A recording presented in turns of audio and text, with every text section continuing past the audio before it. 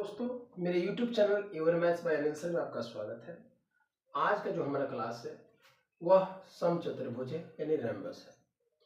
तो इसके डिफिनीशन और इससे संबंधित जो फॉर्मूलाएं हैं वो मैं आपको बताऊंगा और इसमें जो जो गुणधर्म पाए जाएंगे उन सभी के बारे में हम लोग चर्चा करेंगे। तो आप जानते होंगे कि समचतुर्भुज जो होता है उसकी जो जितनी भी साइड होती है यानी चारों साइड जो होती है आपस में बराबर होती है। ये साइड, ये साइड, ये साइड और ये साइड, चारों साइड आपस में बराबर होती हैं। इसमें और कौन कौन से गुणधर्म हैं वो मैं आपको बता देता हूं। ये कोण और ये कोण आपस में बराबर होते हैं, ये कोण और ये कोण आपस में बराबर होते हैं। ये कोण जोड़ने पर 90 डिग्री से एभव होंगे और ये 90 डिग्री से छोटा है, यानी दोनों जोड़ने पर 180 डिग्री। ये कोण को जोड़ने पर भी 180 डिग्री होता है, ये कोण को जोड़ने के 180 होता है, यानी कि ये चारों जो कोण है आपस में एक दूसरे से संबंधित होते हैं। तो हम लोग कह सकते हैं कि कोण ए जो है कोण सी के बराबर और कोण बी जो है कोण डी के बराबर होता है। चारों भुजा मैंने आपको बराबर बताया, यानी कि A B, BC, CD, AD चारों भुजा आपस में बराबर होते हैं।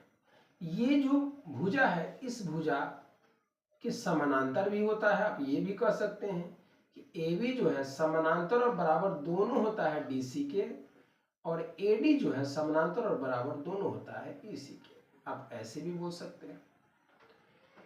जब हम लोग इसमें विकर्ण खींचते हैं तो यह चतुर्भुज चार त्रिभुजों में विभक्त हो जाता है। एक, ये हो गया दो, ये हो गया तीन और ये हो गया चार। सबसे पहले मैं आपको बता दूं कि यह विकर्ण छोटा है, यह विकर्ण बड़ा है। ये विकर्ण आपस में बराबर नहीं होते हैं, यानी कि AC जो है BD के बराबर नहीं होता है, लेकिन परपेंडिकुलर यह एक दूसरे पर होते हैं, यानी दोनों विकर्ण एक दूसरे पर परपेंडिकुलर होते हैं। यानी हम कह सकते हैं, अगर इसका O नाम दे दे तो कह सकते हैं कि AOB, BOC, COD, AOD ये चारों जो है 90 डिग्री पर होते हैं, यानी परपेंडिकुलर होते हैं। ये हम लोग कह सकते हैं। मैंने आपको बताया कि ये चारों को 90 डिग्री पर होते हैं। अब आप ये जानते होंगे कि इसके विकर्ण भी समद्विभाजित होते हैं, यानी कि AO CO के बराबर होगा और BO DO के बराबर होगा, यानी कि ये दोनों विकर्ण एक दूसरे के समद्विभाजित करते हैं, यानी ये आधा बराबर होगा, ये आधा बराबर होगा। अब आपको बताता हूं कि ये त्रिभुज और ये त्रिभुज दोनों त्रिभुज सर्वांगसम होंगे, यानी कि त्रिभुज AOB सर्वांगसम होंगे त्रिभुज DOC के, और त्रिभुज BOC सर्वांगसम होंगे त्रिभुज AOD के। तो आप ये भी बात ध्यान रखिएगा। इससे संबंधित कुछ फॉर्मूलाएं हम लोग समझ लेते हैं।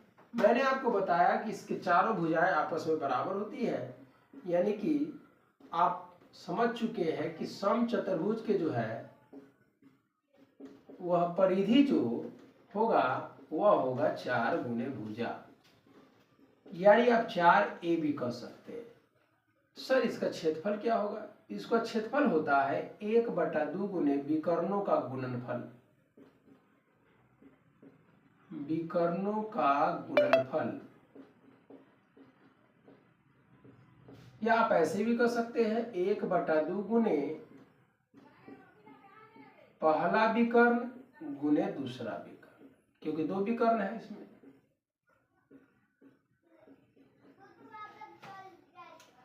अब हम लोग समझ पा रहे हैं ये जो है ये समकोण त्रिभुज बन चुका है, समकोण त्रिभुज बन चुका है, समकोण त्रिभुज बन चुका है और समकोण त्रिभुज बन चुका है।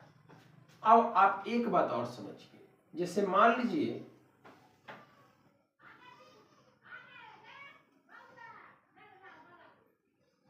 कि यह आयत है, तो आयत का ये वाला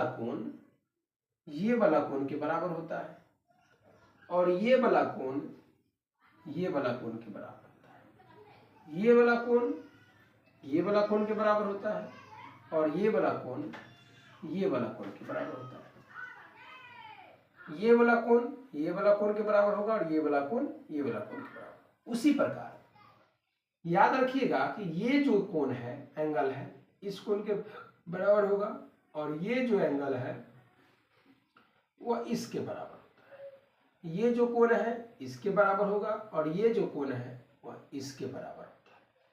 आप ये भी बात ध्यान रखिएगा।